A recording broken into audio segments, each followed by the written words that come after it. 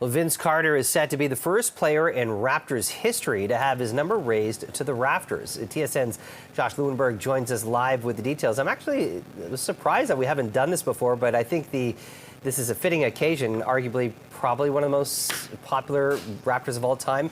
Let's talk about it.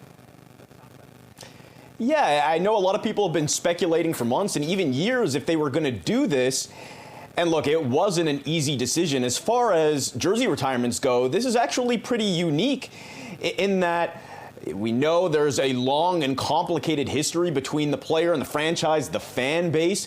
And even internally, I can tell you that there was a bit of a split. There are high-ranking people in the organization who strongly believed and still believe that Kyle Lowry's jersey should be the first to go into the rafters. But of course, Lowry isn't done playing. And if you're going to honor Carter, and that really seemed inevitable, this is maybe the perfect time to do it in that his Hall of Fame induction coincides with their 30th anniversary season, a rebuilding season in which there might not be a whole lot else to get excited about. So there was a strong push to honor Carter and to do it now. And then when Brooklyn announced that they would also be retiring his jersey back in May, I think that really forced Toronto's hand and they had to make a decision. Would you make the argument that he was essentially the first franchise player? This was the guy that really put Toronto Raptors on the map, but also elevated, you know, the era of the slam dunk. I mean, everything changed post-Carter. I think many people would agree. Yeah, I mean, look, with Carter, you've got to take the good with the bad, and I think that's what's going to make this so polarizing. He did a lot of good things for the franchise, the city, and the country. A lot of great moments. You mentioned the highlight reel slam dunks. Obviously, the slam dunk contest in Oakland was iconic. That was 25 years ago, this coming February, by the way.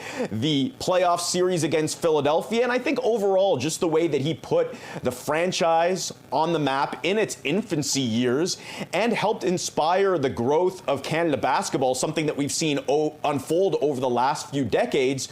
But I think even on merit, this is a questionable decision to retire his jersey. He only spent 6.5 of his 22 NBA seasons in Toronto. That's roughly 30%. And the latter half of his tenure was mired by injuries, controversy, a trade request, and then ultimately that ill-fated deal that sent him to New Jersey.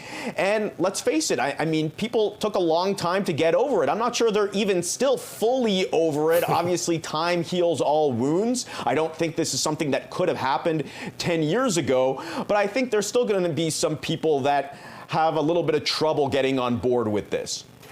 Yeah, I definitely think there's going to be some nostalgia. Some people are looking back throughout those tense times, but at the end of the day, he did so much for the organization, for the city, and let's face it, Toronto fans have this affinity with people who've done something really great in our city, and we like to immortalize them. So I'm all for it. Vince was the man. TSN's Josh Lewenberg, we appreciate you joining us for this chat.